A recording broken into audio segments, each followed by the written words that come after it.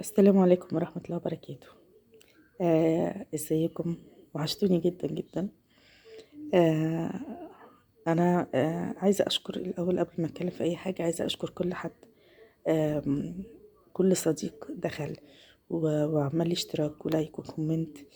انا بشكركم كلكم، ربنا يخليكم ليا وما يحرمنيش منكم ابدا. الحمد لله رب العالمين، احنا شوية شوية بنكبر، بنبقى عيلة كبيرة، عيلة فضفضة.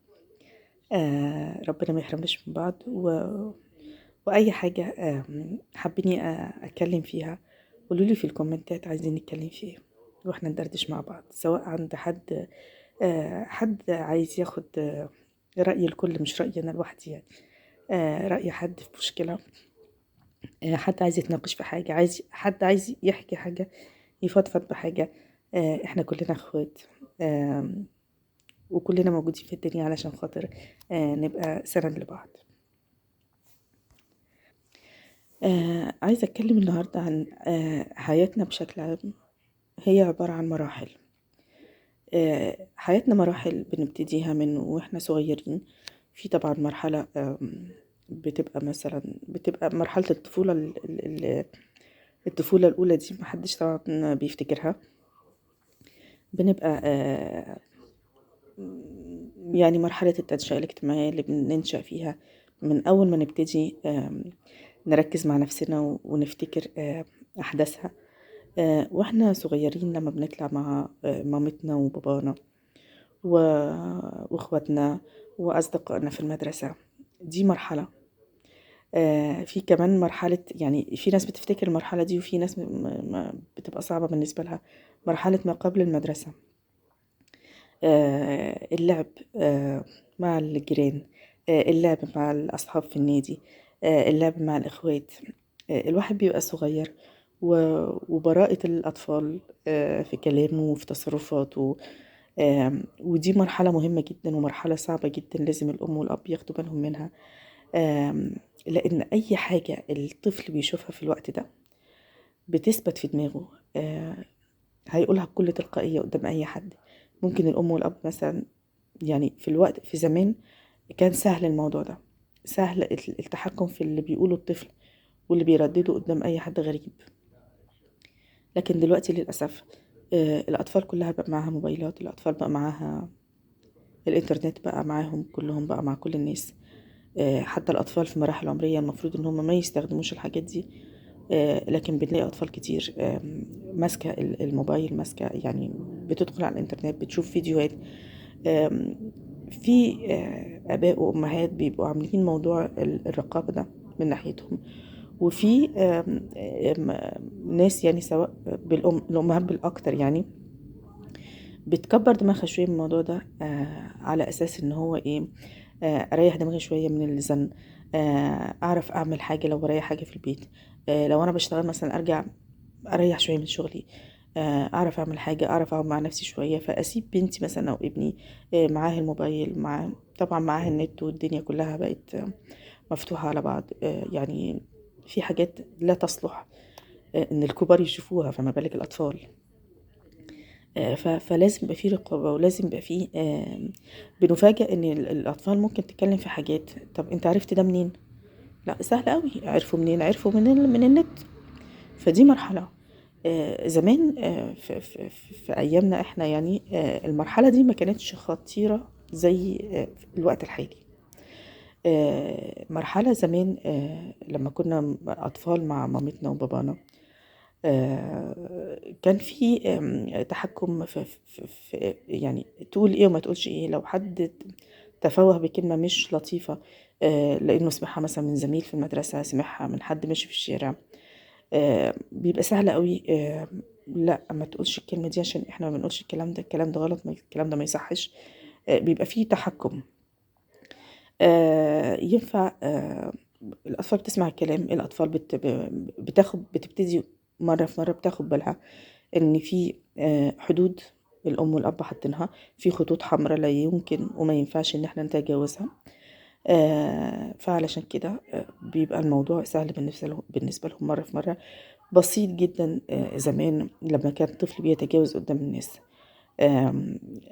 يعني تكاد لا تذكر، يعني لأنه بيبقى نتيجة تربية الأم والأب الفعلية بدون أي تدخل حاجة خارجية.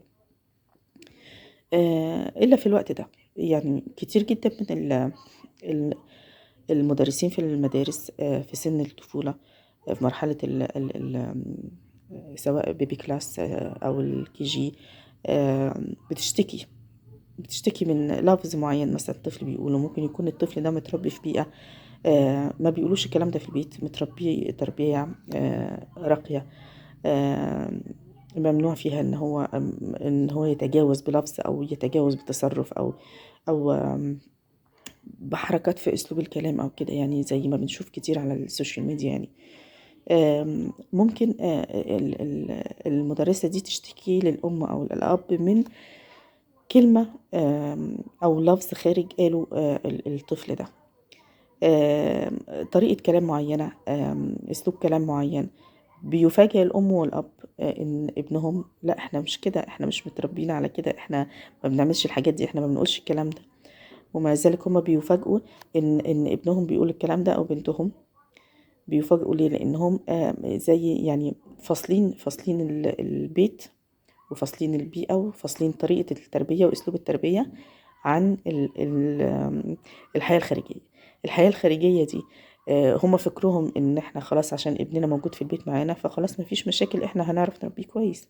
لا، في نت، في ان انا بدي لولادي موبايل او تاب، في ان انا بفتح دماغهم وبفتح تفكيرهم على حاجات لا تصلح في سن التربية المفروض ان هي تبقى سليمة، ان هم يشوفوا حاجات زي دي. ده حتى بصرف النظر عن النت، في قنوات كرتون للأطفال بتفهم الأولاد ان في حاجات معينة آم، ما ينفعش انها تحصل، وما ينفعش انها تحصل لأسباب كتير جدا. لأسباب طبعا ربنا حاطط حدود، وان في حاجات ينفع تتعمل وفي حاجات حرام انها تتعمل، وفي حاجات يعني في شبهات، في حاجات بتبقى صريحة جدا في قنوات الكرتون لا تصلح لان الاطفال تشوفها.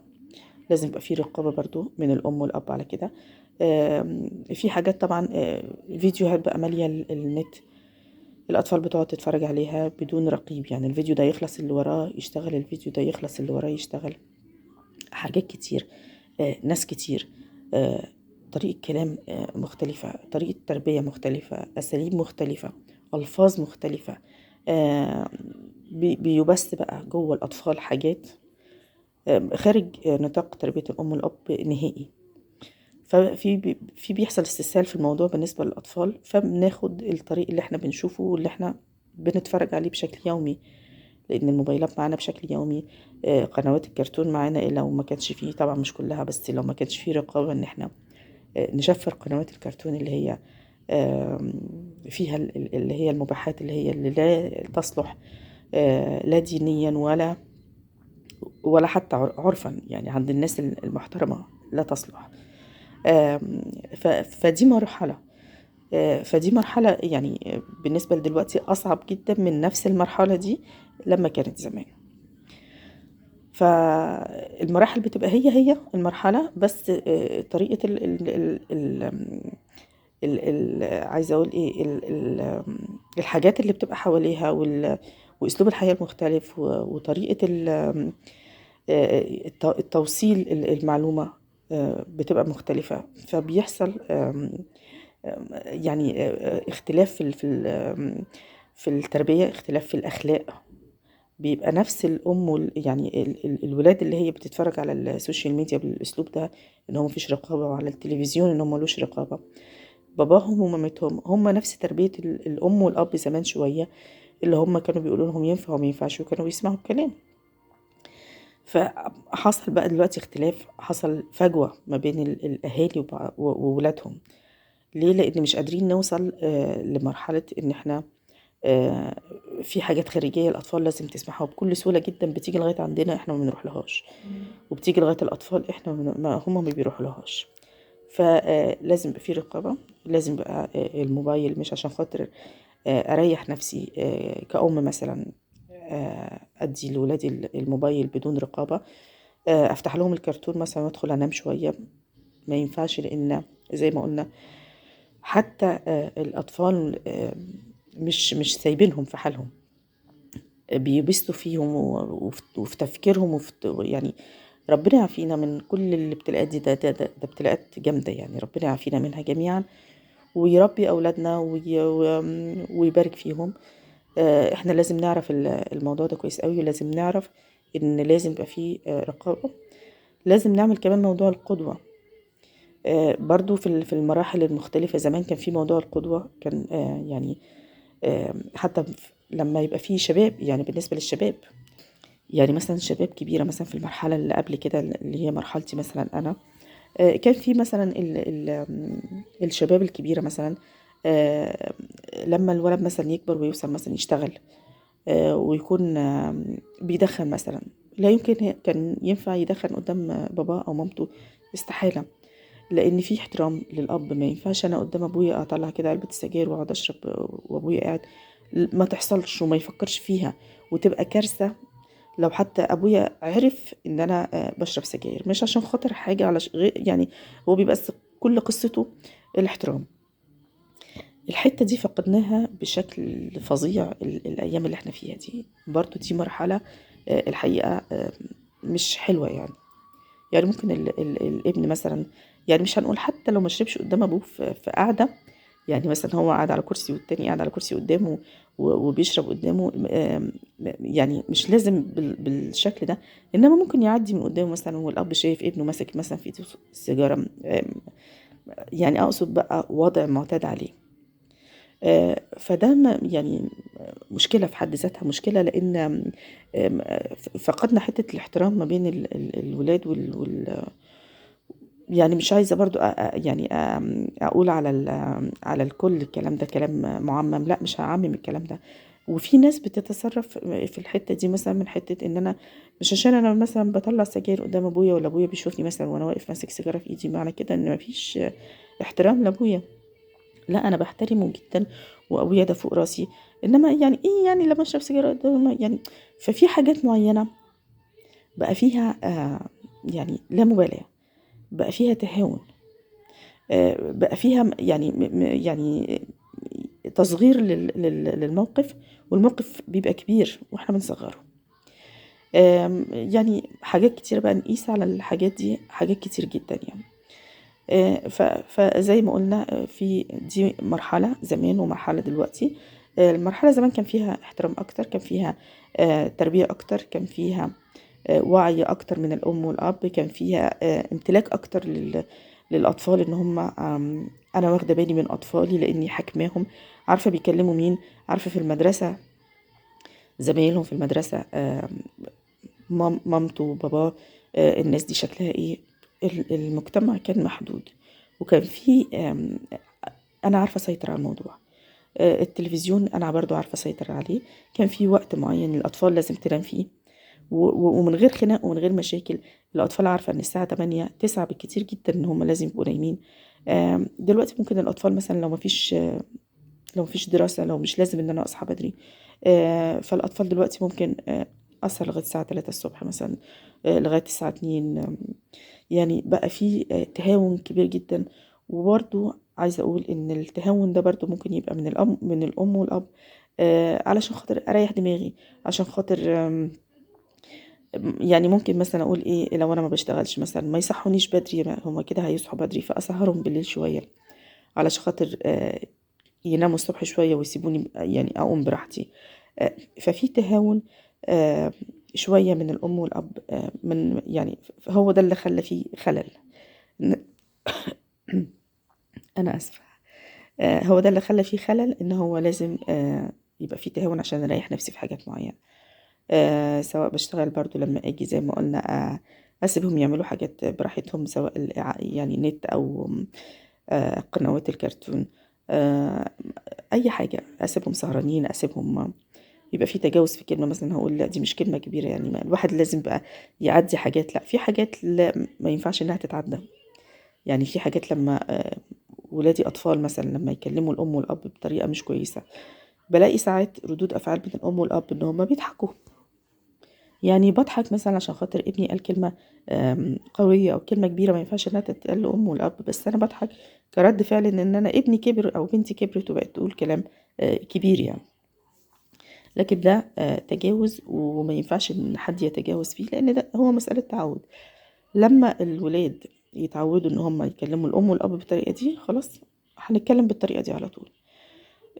كان في مثل زمان بيقول من برضو من الجيل بتاعي يعني، من شاب على شيء شاب عليه. لما انا اتعود ان انا اكلم ماما وبابا وانا طفله بالطريقه دي، وما لاقيش رد فعل من مامتي ومن بابايا ان هم يقولوا لي لا كده عيب، كده ما يصحش، مفيش مفيش حد يكلم مامته بالطريقه دي، مفيش حد يكلم بابا بالطريقه دي، هعرف ان في حدود، هعرف ان انا اتكلم براحتي، اتدلع عليهم براحتي في حدود الادب، وفي حدود ان انا ما اقول لهمش حاجه تضايقهم، ما ينفعش اتعدى عليهم. دلوقتي بقت الحاجات كتير جدا زي كده واكتر بتشوفها، وبنلاقي تهاون من رد فعل الام والاب. هو ده اللي خلانا نقول زمان كان احسن من دلوقتي. فليه زمان احسن من دلوقتي؟ علشان خاطر بايدينا، كله بايدينا. يا نظبط الحاجات، يا الموضوع هيروح مننا خالص. ده نتيجة التساهل في حاجات كتير جدا، ونتيجة الانفتاح الشديد جدا اللي بقينا فيه من السوشيال ميديا ومن التلفزيون ومن حاجات كتير جدا. فاحنا دلوقتي لازم يعني نبقى اكتر من زمان.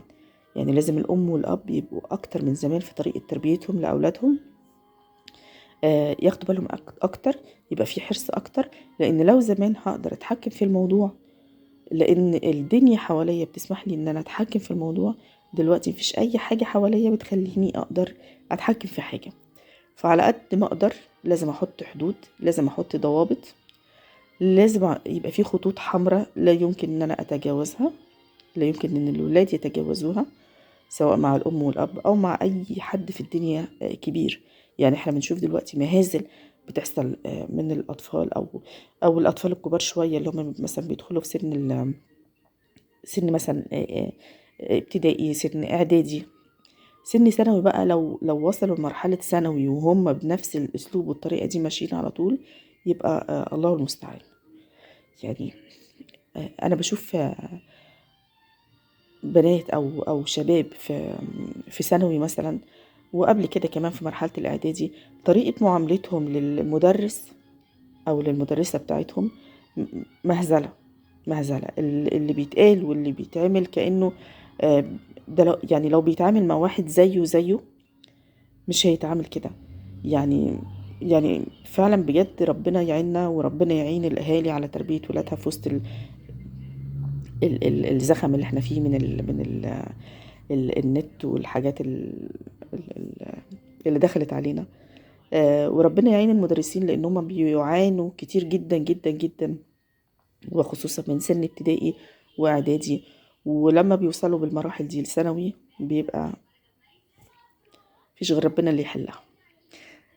لازم عشان نرجع نقول زي زمان ان زمان احسن، لازم نحكم الموضوع دلوقتي، لازم يتحكم قبل الموضوع ما يفتح مننا والدنيا كلها تبوظ. لان احنا كل ما ده في الأسوأ، كل ما ده في الأسوأ. اذا كنا احنا دلوقتي في وضع سيء نتيجة انفتاح كل حاجة، وكل حاجة بتجيلنا لغاية عندنا، لازم يعني يعني نتدارك الموضوع دلوقتي، علشان خاطر كل شوية لو السنة دي احنا في وضع سيء، السنة الجاية هنبقى أسوأ، السنة اللي بعديها هنبقى أسوأ، وهكذا وهكذا، وبلاش غير ربنا.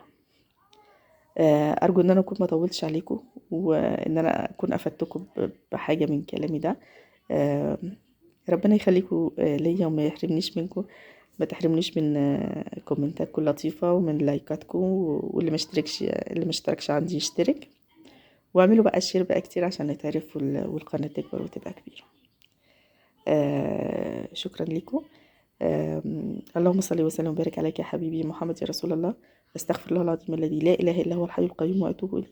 لا اله الا انت سبحانك اني كنت من الظالمين. السلام عليكم ورحمة الله وبركاته.